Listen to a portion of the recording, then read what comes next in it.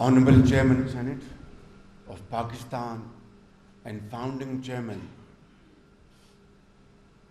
ISC Sayyid Yusuf Raza Gilani, and of course former Prime Minister of Pakistan as well,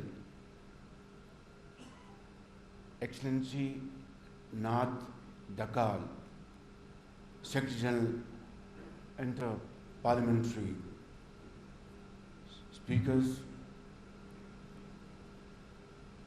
distinguished speakers from abroad and within Pakistan, heads of delegations, respected parliamentarians, excellencies, Ikhwan Karam min al-Iblad al-Islamiyya, Ahlan wa Sahlan wa Marhaba bikum. Ladies and gentlemen, Assalamu alaikum and a very good morning. I extend a very warm welcome to all distinguished speakers, parliamentarians and worthy delegates who have travelled from near and far to join us for this Inter Parliamentary Speakers Conference. Ladies and gentlemen, Pakistan is honoured to host this very important gathering, bringing together parliamentary leaders to deliberate on our shared vision of peace, security and development around the globe. I wish to particularly acknowledge the leadership of the Honorable Chairman, Senate of Pakistan and founding Chairman of the ISC, Sayyid Yusuf Raza Gilani, whose initiative and commitment has made this forum a reality and a success story. Excellencies, the theme of this conference, peace, security and development, could not be more timely and relevant.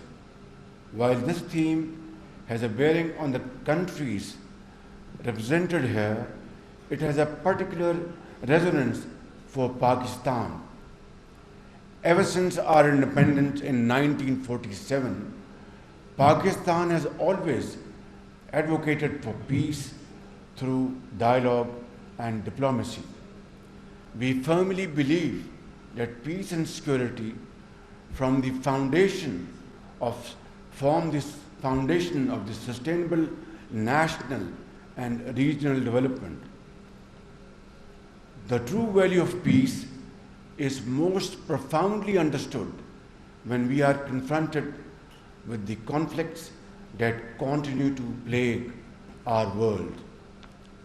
Pakistan too has encountered this turbulence, both directly as well as indirectly. But we have remained resolute in our quest to maintain peace and tranquility. Unfortunately, earlier this year, in the month of May, Pakistan faced unprovoked aggression from our eastern front. Our highly professional armed forces displayed remarkable preparedness and performed outstandingly on the battlefield.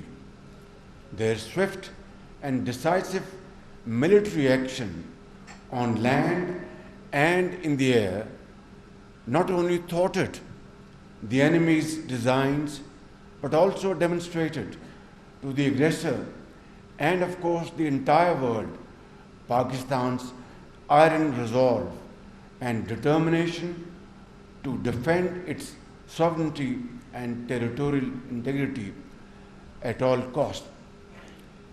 Having won the war, we need to win peace. through sincere and honest efforts.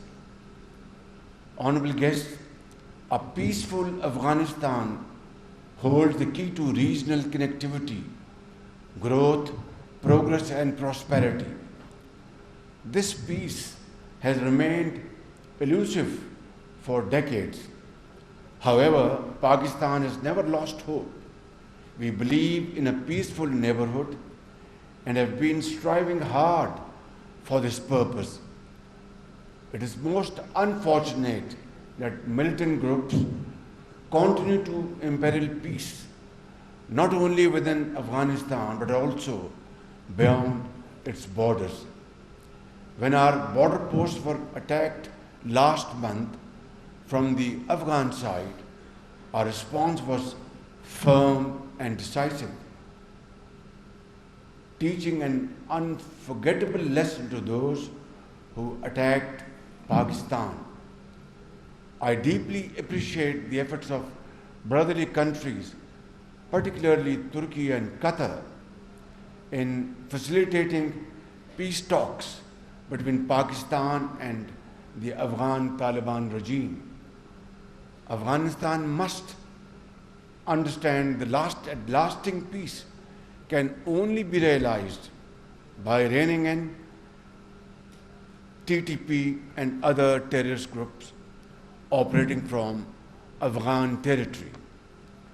Our abiding commitment to upholding peace and security in the world is manifested by our constructive role at the United Nations, OIC, ECO, SCO, as well as other important diplomatic forums.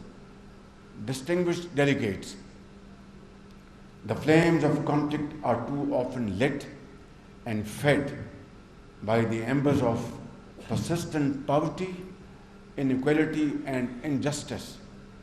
We have seen how poverty and exclusion can ignite the fuse of instability. Excellencies, development as the engine of progress is the most effective remedy against instability and conflict. And in this behalf, I would like to mention a very important program which was undertaken by Pakistan through great economic cooperation from our very friendly country, China, and under the flag of One Belt, One Road, One Belt, this program, Pakistan-China economic program, was undertaken most productively, and of course we are about to enter now the second phase of this program. Ladies and gentlemen, under my government, Pakistan has embarked on a journey of comprehensive reforms to promote inclusive growth, institutional strengthening, and the empowerment of youth and women. Recognizing the critical role of small and medium enterprises, we are scaling up SME financings, small medium enterprises, to create jobs, foster innovations, and broaden economic participation. Women are being equipped with digital skills, provided enhanced access to finance, and encouraged to avail leadership opportunities so they can harness their full potential and contribute fully to Pakistan's economic and social transformation. On the global front,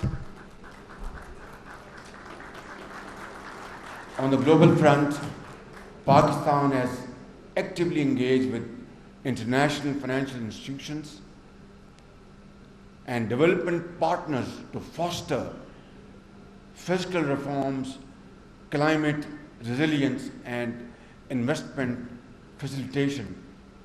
so essential for a resilient and prosperous future. Our efforts at home and abroad are guided by the conviction that no nation can prosper in isolation and that our destinies are linked with each other very closely, and we believe in global interaction, multilateralism, and we would be very happy to work with, as we have worked in the past, with all international players, be it European Union, United States of America, Japan, Far East, Middle East, Saudi Arabia, and so on and so forth.